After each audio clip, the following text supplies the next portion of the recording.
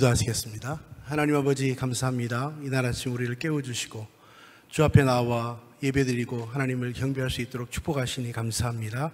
하나님 이 시간 드린 예물로 주께서 축복하시고 만배나 갚아주시기를 간절히 소원합니다. 또 이날 아침 우리의 마음에 손을 담아 기도하는 모든 기도를 들으시고 응답하여 주시며 우리의 인생 하나님 탓 다시 한번 드려지며 또 헌신할 수 있는 귀한 시간들이 될 수 있도록 주께서 역사해 주옵소서. 예수 그리스도의 이름으로 축복하오며 간절히 기도드렸습니다. 아멘. 우리 아침인데 우리 서로 인사하고 시작할까요? 축복합니다. 인사하겠습니다. 축복합니다. 축복합니다. 오늘 말씀의 제목은 이제 하나님이 원하시는 하나님의 뜻이 무엇인지를 우리가 발견하는 시간입니다. 많은 사람들이 그렇게 이야기합니다. 과연 하나님의 뜻대로 사는 게 과연 무엇일까요? 라고 이야기하고 또 우리는 그 답을 찾기 위해서 열심히 또 우리가 신앙생활도 하고 봉사도 하고 또 그렇게 살아가는 것이죠. 근데 중요한 건 무엇이냐면 오늘 성경에 분명하게 하나님의 뜻이 무엇인지를 말씀하고 있습니다. 특별히 16절에 보면 뭐라고 말씀하십니까? 항상 기뻐하라. 쉬지 말고 기도하라. 범사에 감사하라. 이렇게 성경은 말씀하고 있습니다. 여러분 이것이 어려운 일이 아니죠. 근데 우리는 하나님을 따르는 일은 굉장히 힘들고 어렵고 고통스러운 일이라고만 생각하는 경우가 꽤 있는 것 같아요. 근데 우리가 인생을 살아가면서 가장 중요한 예수 그리스도를 따른다라고 하는 것은 무엇이냐면 가장 기본적인 이것들을 지켜가고 또 우리가 누리는 삶을 사는 것이라고 성경은 말씀하고 있는 것이죠. 그래서 오늘 데살로니가 이 전서의 배경을 보면 2차 전도여행을 갔던 이 바울이 데살로니가 가서 복음을 전하게 됩니다. 얼마나 전하냐면 3주의 시간을 전하게 됩니다. 근데 3주를 전하고 난 다음에 핍박이 너무 심했어요. 그래서 이 바울이 결국은 이 데살로니가를 떠나게 됩니다. 근데 여러분 생각해 보세요. 정말 복음을 전하고 아이와 같은 그 상태에 있는 신자들을 멀리서 보고 있는 아비의 마음, 아마 그런 마음이 오늘 이 말씀을 쓰게 된 아주 중요한 동기가 되는 것이죠. 그래서 여기 여러 번 내가 가기를 원했다는 말 표현들이 이전에 나오는 거 보면 얼마나 사도 바울이 그들을 복음으로 양육하고 싶은가에 대한 마음이 거기 담겨져 있습니다.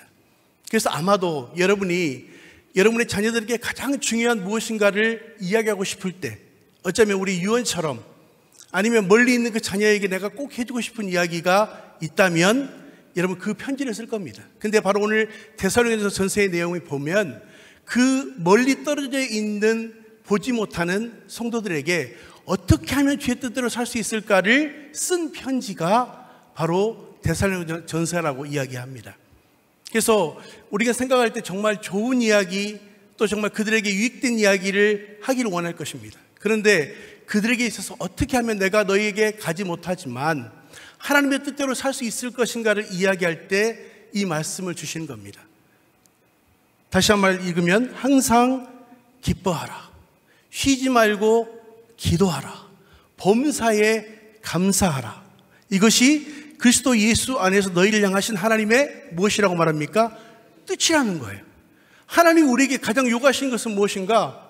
정말 항상 기뻐하는 것이고 쉬지 말고 기도하는 것이고 범사에 감사하는 삶을 사는 것이 하나님이 원하는 삶이다. 아마도 그는 내가 갈 수 없었지만 그렇게 사는 것이 진정한 그리스도의 삶이다 라고 이야기하고 있는 모습을 보게 되어지는 것이죠. 그래서 우리가 이런 마음으로 이 성경을 읽는 게 굉장히 중요한 것 같아요. 그래서 편지는 쓰는 사람의 의도가 굉장히 중요합니다. 왜? 정말로 꼭 하고 싶은 이야기를 하고 있기 때문에. 아마도 여러분의 자녀들도 여러분이 생각할 때 어떤 삶을 살기 원하십니까? 고통스럽고 힘들고 어렵고 정말 할 수 없는 그런 일들을 하고 어떤 그런 마음들이 아니라 정말로 기쁘게 즐겁게 하나님을 섬기는 삶을 살기를 원하신다고 이야기하는 것이죠. 그래서 로버트 풀검이라는 분이 쓴 책이 하나 있습니다. 근데 그 책이 내용이 무엇이냐면 우리가 알아야 될 모든 것은 유치원에서 배웠다라는 책입니다. 여러분 이 제목만 봐도 결코 어려운 책이 아니죠. 왜? 우리가 실제로 우리가 일상에 살아가는 모든 것들을 가만히 보면 우리가 아주 고차원적인 것이 아니라 정말 기초적인 것을 잘할 때 결국은 우리의 이 생활들이 더 높아지고 또 우리가 멋있어진다고 이야기하는 것이죠. 근데 거기 이런 내용이 나옵니다. 자신이 어지러진 것은 자신이 치워라. 내 것이 아니면 가져가지 말아라. 내가 정말 어지러진 것은 내가 스스로 그것들을 잘 정리해라. 어떻게 보면 우리가 배울 수 있는 유치원에서의 시간들은 어려운 것이 아닙니다. 근데 그리스도인도 마찬가지예요. 예수 그리스도를 믿는다고 하는 것은 어렵고 고난적인 것도 있습니다. 우리가 십자가를 져야 되는 시간, 또 우리가 봉사해야 될 시간, 그 모든 것들이 다 포함되어 있지만 그 모든 것을 포함해서도 그리스도인들이 어떤 삶을 살아야 되는가, 바로 오늘 말씀 가운데 이야기하는 것이죠. 첫 번째는 항상 기뻐하라, 이렇게 말씀하십니다. 기독교를 기쁨의 종교라고 이야기하는 거잖아요. 디오게네스라고 하는 2세기에 아주 어떤 그 높은 분에게 쓴 폴리갑의 편지를 보면 이런 내용이 나옵니다. 예수 믿는 사람들은 그들의 삶이 이 세상에 속해 있지만 이 세상의 법을 따르긴 하지만 영원히 이 땅에 영원히 사는 것처럼 살지 않는다라는 이야기를 하고 있어요. 우리 그리스도인들이 이 땅에 살아가는 동안 고통스럽고 힘든 시간을 살아가지만 우리에게 무엇이 있습니까? 영원한 하늘나라의 소망이 있는 줄로 믿습니다. 그것 때문에 우리가 기쁘고 즐겁게 하나님 믿음으로 살아갈 수 있는 시간들을 갖게 되는 것이죠.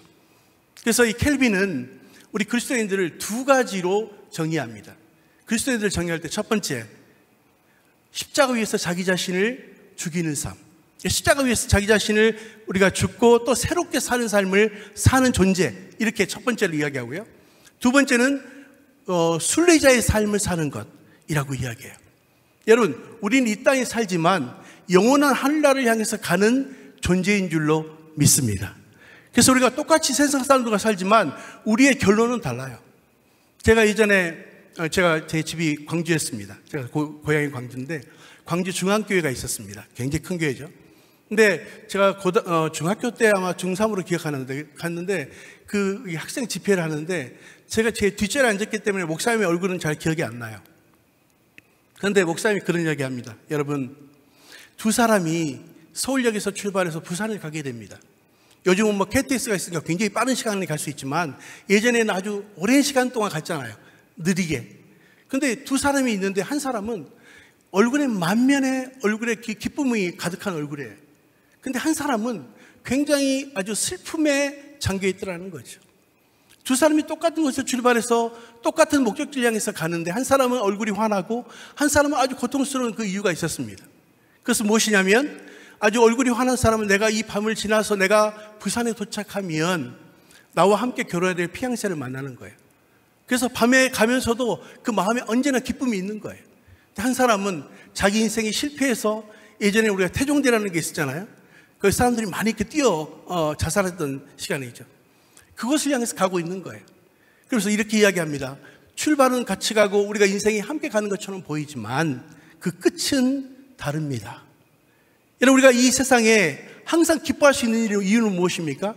이 땅에 우리가 영원한 소망을 가지고 있는 것이 아니라 우리의 하늘의 소망을 가지고 있기 때문에 우리가 이 땅에 당하는 고통도 어려움도 이겨낼 수 있는 힘이 있는 줄로 믿습니다. 그래서 오늘 성경은 분명히 말합니다. 그리스도인들이 항상 기뻐해야 돼요. 그것은 하나님의 뜻이기 때문입니다. 그래서 우리가 사실 그리스도인이라고 하는 것을 나타낼 수 있는 방법은 여러 가지가 있을 수 있습니다. 근데 그 중에 하나는 뭐냐면요, 우리의 얼굴에서 전 드러난다고 봅니다. 얼굴. 이 얼굴의 뜻이 뭐냐면요, 얼은 우리가 영혼이라는 뜻입니다. soul이라는 뜻이에요. 굴은 폼이라는 뜻입니다. 그래서 우리 얼굴은 우리가 풀어 이야기하면 뭘까요? 영혼의 상태가 여러분 얼굴이에요. 그죠? 그래서 우리가 아침에 어떤 분을 만나러 가서 우리가 뭐 직장이든지 가면 우리가 그 사람의 이 마음의 상태를 어떻게 할 수 있을까요? 예, 얼굴만 봐도 알 수 있잖아요. 그죠? 얼굴만 봐도 저 사람이 오늘 기분이 좋은지 그렇지 않은지가 금방 드러납니다. 여러분, 우리 그리스도인들은요, 얼굴을 책임질 수 있어야 된다고 봐요. 자, 우리 옆에 분 한번 얼굴 보시겠습니까? 어떠세요? 상태가. 예, 뭐 훌륭하시네요. 보니까 얼굴이 벌써 만면에 기쁨이 있는 것 같아요. 여러분, 우리가 그리스도인들은요, 우리의 마음의 표현이 얼굴에서 나기 때문에 그리스도인들이 우리의 삶이 굉장히 중요하죠. 그래서 여러분, 예수님의 제자들이 예수님께 말씀드리잖아요. 예수님, 우리에게 하나님을 좀 보여주십시오. 그때 예수님께서 뭐라고 말씀하십니까? 나를 본 자가 아버지를 본 자이거든 왜 하나님을 보여달라고 이야기하느냐. 여러분, 세상 사람들에게 하나님을 보여주십시오 라고 말하면 여러분들 뭐라고 이야기해야 될까요? 저를 보시면 하나님을 보실 수 있습니다. 할렐루야. 저는 여러분의 모습이요, 우리가 항상 기뻐할 수 있는 것은 우리가 세상에 근심이 없지 않아요. 있습니다. 있음에도 불구하고 하나님께로부터 오는 믿음과 그 소망이 있기 때문에 이 땅의 어려움도 우리가 이겨내고 승리할 수 있다고 이야기하는 것이죠.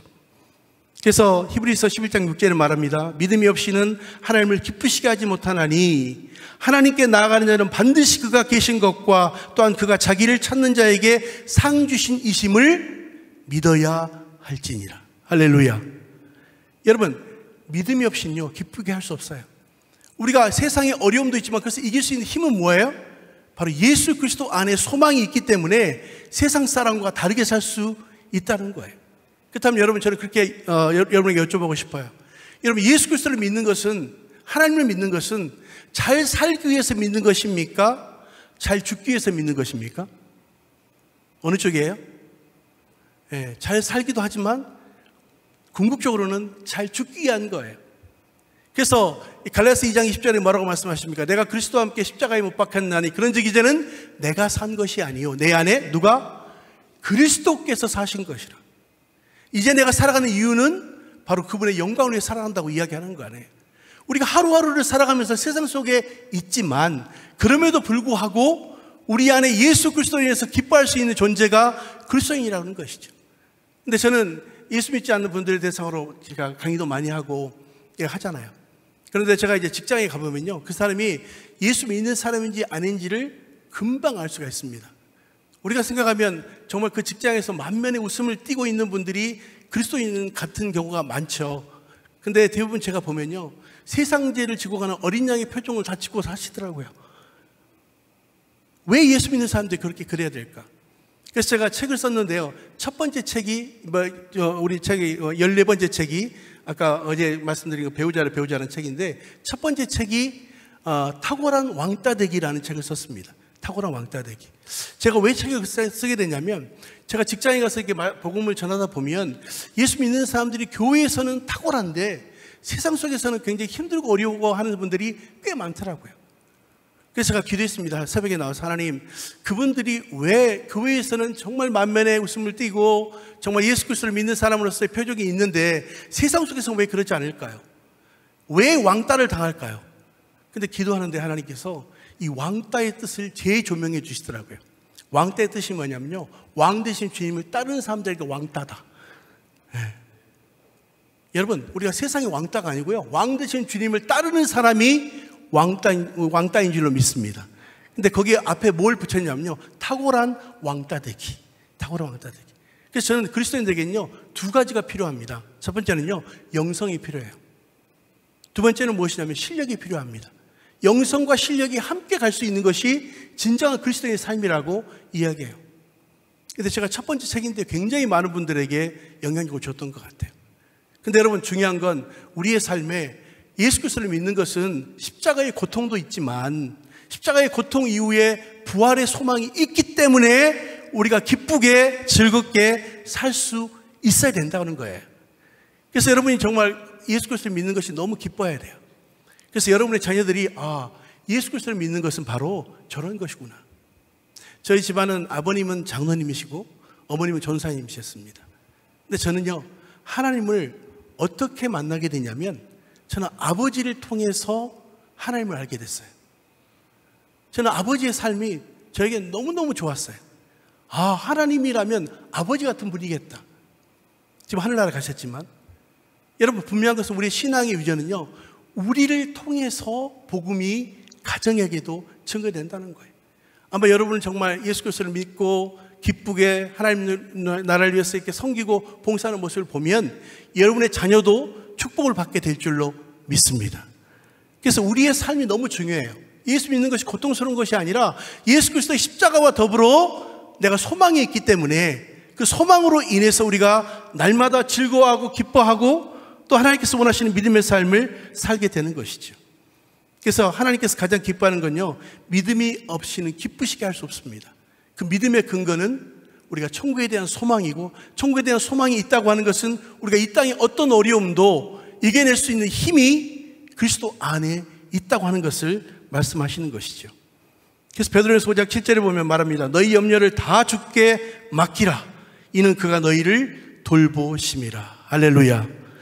여러분의 모든 염려를 누구에게? 하나님께 맡겨드리는 여러분 되시기를 주님의 이름으로 축원합니다.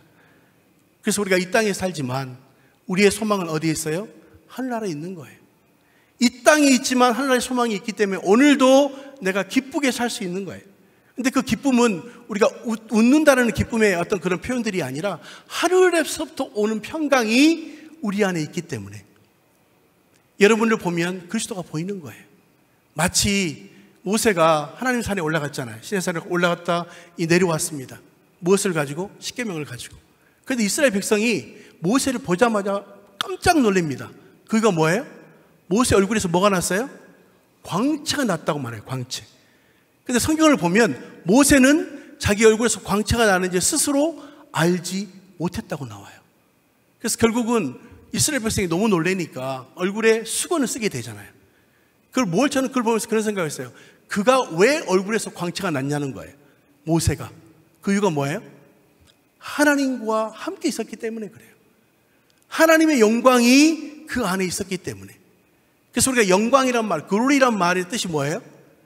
우리가 하나님의 영광을, 하나님의 임재를 이야기하는 거예요. 그래서 이스라엘 백성을 이끌다가 모세가 너무 힘들어서 그가 하나님께 기도하는 기도의 제목이 뭡니까? 내게 다시 한번 하나님의 영광을 보여주십시오. 여러분, 저는 이 자리가 하나님의 영광이 임하는 자리가 되는 줄로 믿습니다.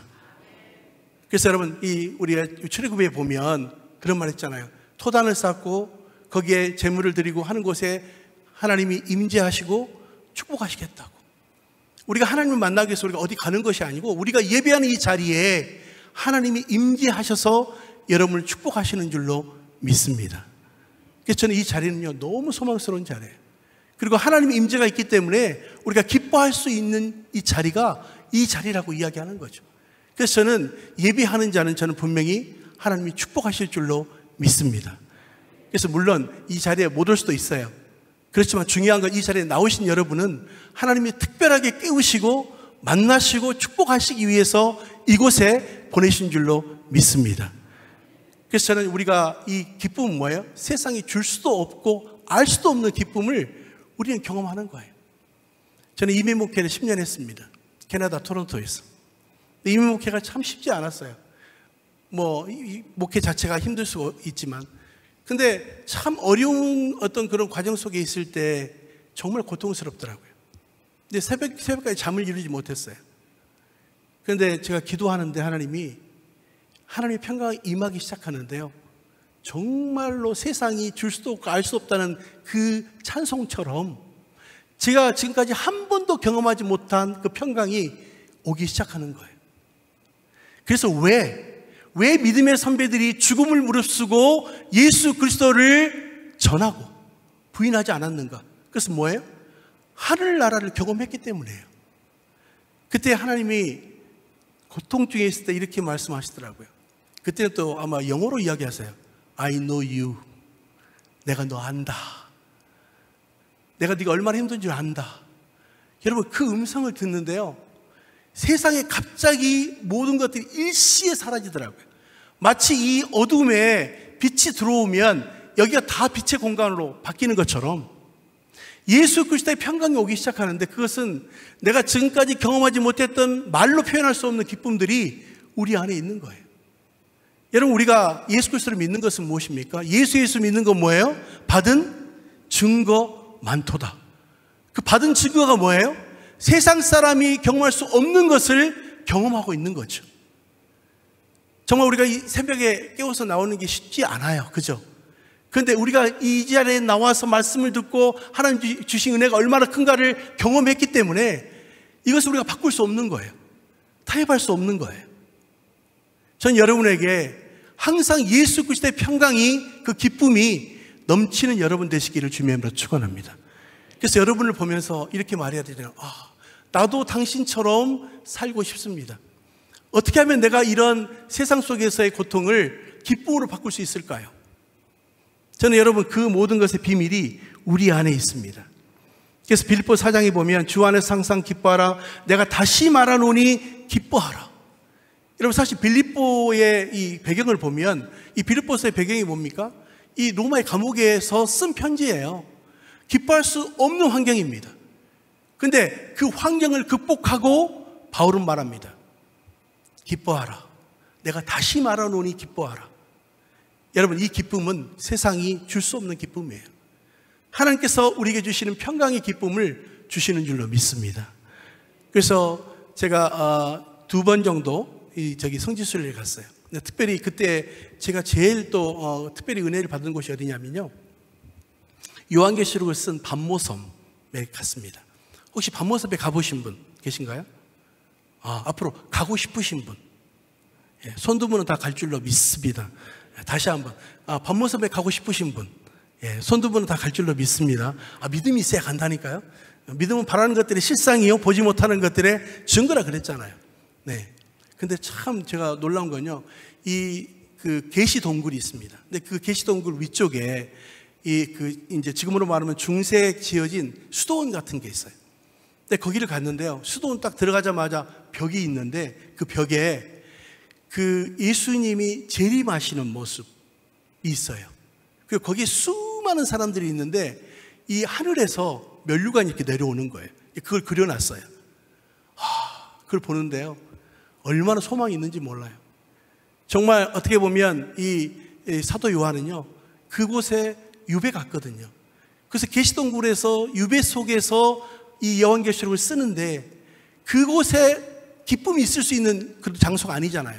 소망이 있는 장소가 아니잖아요. 그런데 하늘에서부터 면류관이 내려오는 장면이에요. 저는 여러분이 그런 면류관을 받게 될 줄로 믿습니다. 우리가 그 면류관을 소망하잖아요. 주님과 함께 왕노릇하는 거 소망하잖아요. 그래서 저는 우리가 이 세상의 어떤 고난도 예수 그리스도가 주시는 평안과 기쁨과 비교할 수 없는 줄로 믿습니다. 그렇기 때문에 우리가 이 아침에 나와서 기도하는 것이죠. 그래서 저는 제가 좋아하는 찬송가 중에 370장 있잖아요. 주 안에 있는 나에게, 주 안에 있는 나에게 딴 근심이 있으랴. 십자가 밑에 나아가 내 짐을 풀었네. 주님을 찬송하면서 할렐루야 할렐루야. 내 앞길 멀고 험해도 나 주님만 따라가리. 우리 한번 불러볼까요? 주 안에 있는 나에게 딴 근심이 있으랴. 십자가 밑에 나아가 내 짐을 풀었네. 주님을 찬송하면서, 주님을 찬송하면서 할렐루야 할렐루야.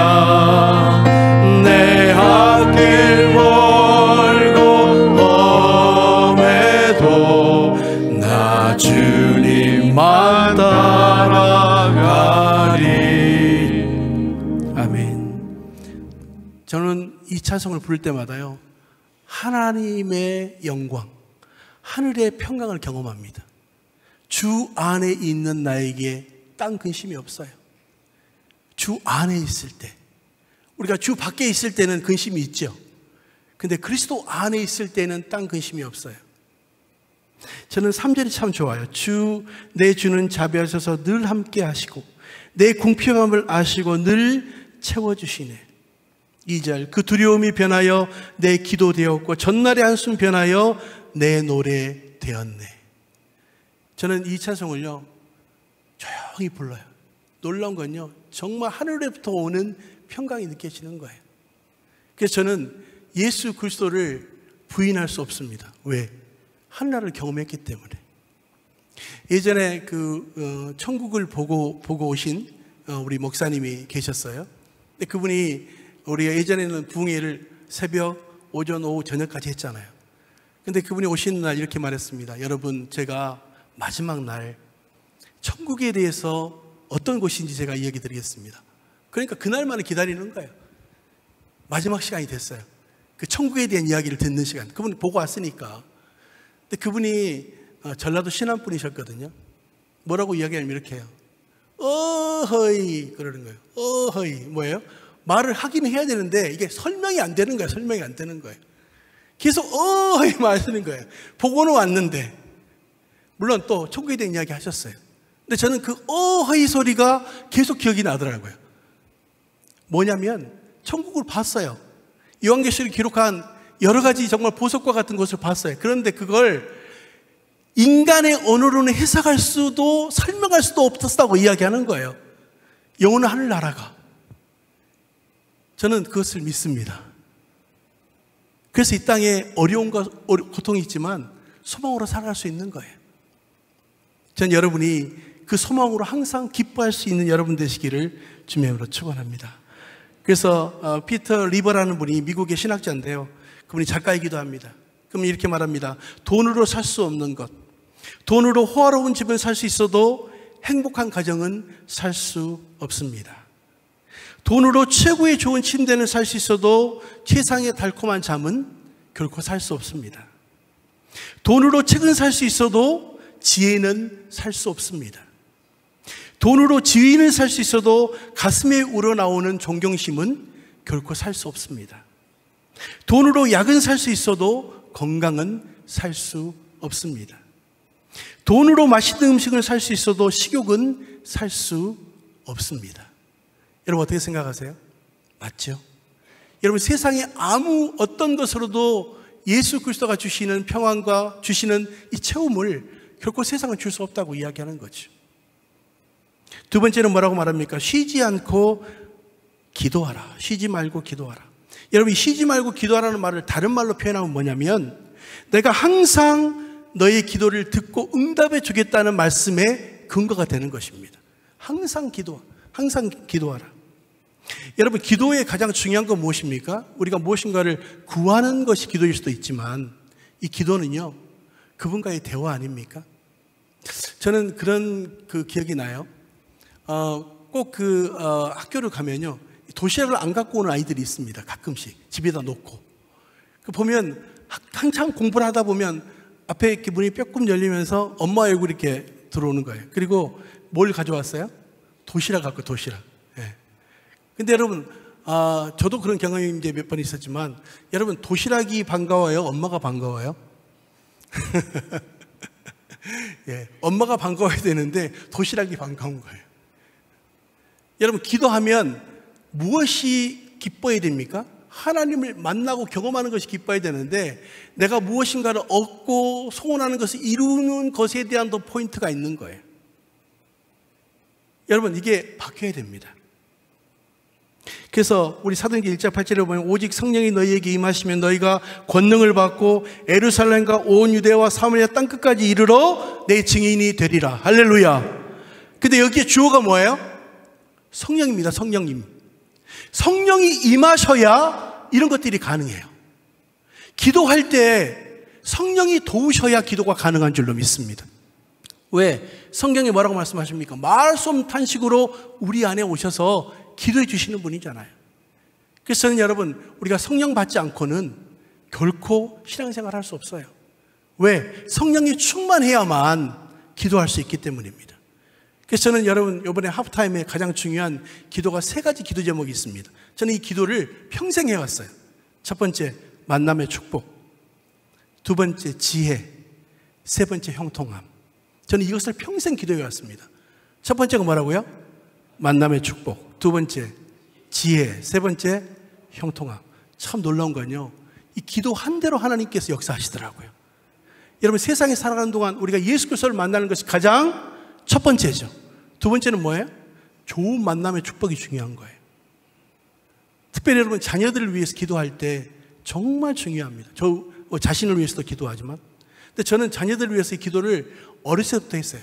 지금까지 물론 다 장성했지만 근데 참 놀라운 건요 정말로 하나님께서 만남의 축복을 주시고요 지혜를 주시고요 형통하게 하시더라고요. 여러분 이렇게 기도하시는 분은 이런 기도의 응답을 받게 될 줄로 믿습니다. 여러분 자신을 위해서도 기도하십시오. 하나님 만남의 축복을 주십시오. 지혜를 주십시오. 지혜는 뭐예요? 우리가 무엇인가를 잘 분별할 수 있는 능력을 주십시오라고 이야기하는 거예요. 세 번째는 뭡니까? 형통함. 형통함은 누가 주실 수 있어요? 하나님이 줄 수 있는 거예요. 여러분, 세상 사람이 우리를 도와도 우리가 도움이 됩니다. 근데 여러분, 하나님이 우리를 도우셔야 형통하게 될 줄로 믿습니다. 그래서 저는 이 세 가지를 놓고 항상 기도해요. 오늘 아침에도 기도해서 하나님 만남의 축복을 주십시오. 오늘도 지혜를 주십시오. 하나님의 뜻대로 살 수 있도록 또 형통하게 해주십시오. 근데 제 자녀들을 이 기도를 하는데 여러분 꼭 자녀들을 위해서 기도하셨으면 좋겠어요. 제 아이들은요 정말 너무너무 좋은 만남의 축복들을 주셨어요. 또 하나님께서 지혜를 주시더라고요. 또 하나님께서 하는 일들마다 정말 축복을 주시고 형통하게 하셨다는 거죠. 그래서 저는 이 기도가 제 평생의 기도이고 또 자녀들을 위한 기도입니다. 근데 여러분이 기도하실 때 이 기도 꼭 하셨으면 좋겠어요. 그래서 여러분, 중요한 건 무엇입니까? 우리가 쉬지 않고 기도하기 위해서 필요한 것은 무엇입니까? 바로 성령께서 역사하셔야 돼요. 그래서 저는 고린도서 2장 9절과 10절 말씀이 너무 중요한데요. 한번 들어보십시오. 기록된 바 하나님이 자기를 사랑하는 자들을 위하여 예비하신 모든 것은 눈으로 보지 못하고 귀로 듣지 못하고 사람의 마음으로 생각하지 못한 다음과 같으니라. 오직 하나님의 성령으로 이것을 우리에게 보이셨으니 성령은 모든 것 곧 하나님의 깊은 것까지라도 통달하시느니라. 여러분, 이 말씀은요 저는 너무너무 중요하다고 봅니다. 여러분, 특별히 성경 안에 오직이라는 표현이 몇 번 안 나와요. 그죠? 제일 먼저 오직 성령이 너희에게 임하시면, 우리 사도행전 말씀도 있죠. 여러분, 오직이라는 표현은 뭐예요? 그거 외에는 없다는 게 오직이에요. 그죠? 이거 외에는 없습니다. 이게 오직이라는 뜻입니다. 근데 여러분, 하나님이 자기에게 사랑하는 모든 것을, 우리가 예비한 것을 눈으로 보지 못하고 귀로 듣지 못하고 사람의 마음으로 생각하지 못한다는 것 같으니라. 이 말씀을 이렇게 해석할 수 있습니다. 하나님이 여러분에 대한 놀라운 계획을 가지고 풍성하게 역사하고 계시는 줄로 믿습니다. 근데 그것을 우리가 인간적인 눈으로는 볼 수 없다는 거예요. 하나님의 뜻을 생각할 수 없다는 거예요. 그런데 그런 하나님의 축복을 받을 수 있는 가장 중요한 조건이 하나 나옵니다. 오직 하나님의 성령으로 이것을 우리에게 보이셨으니. 자, 무엇을 통해 보이셨다고요? 성령님을 통해서. 성령님이 우리 가운데 그 말씀을 가르쳐 주셔야 돼요. 하나님의 뜻을, 하나님의 축복을. 성령은 모든 것, 하나님의 깊은 것까지라도 통달하시느니라. 여러분, 이날 아침에 기도하실 때 성령께 의지하십시오. 성령님, 제 가운데 하나님의 뜻을 알 수 있도록 도와주십시오.